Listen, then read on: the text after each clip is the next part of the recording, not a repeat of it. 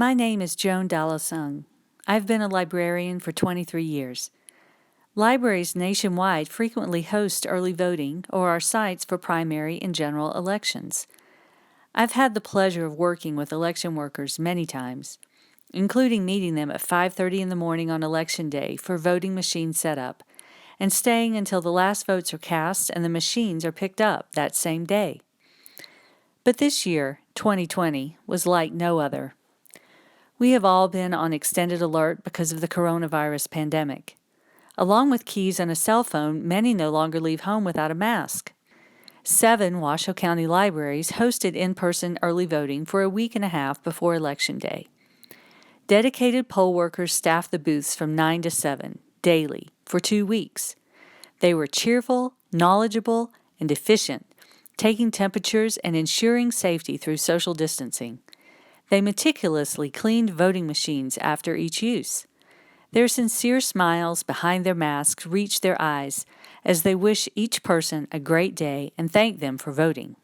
Many times a day, I would hear sounds of a celebration coming from somewhere outside my office, sounds that puzzled me and many others on our library staff when we first heard them.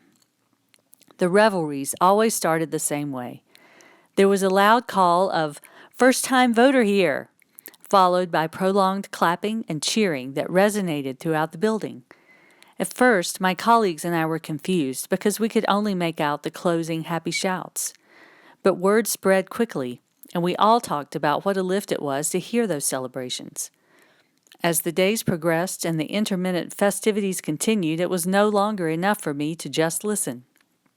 When I heard that call, "A first-time voter here," I was at my desk, clapping and smiling too, participating in the recognition of this person that I can't actually see and probably don't know.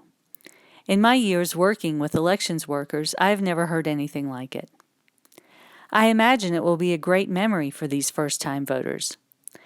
Someday, they may have a conversation about their memory of their first time voting, and it might go something like this. I voted for the first time in 2020. It was during the pandemic when so many places were shut down. They took my temperature before I could enter, and we all had to stand 6 feet apart. We were encouraged to wear masks. And when I voted, they stood up and cheered for me.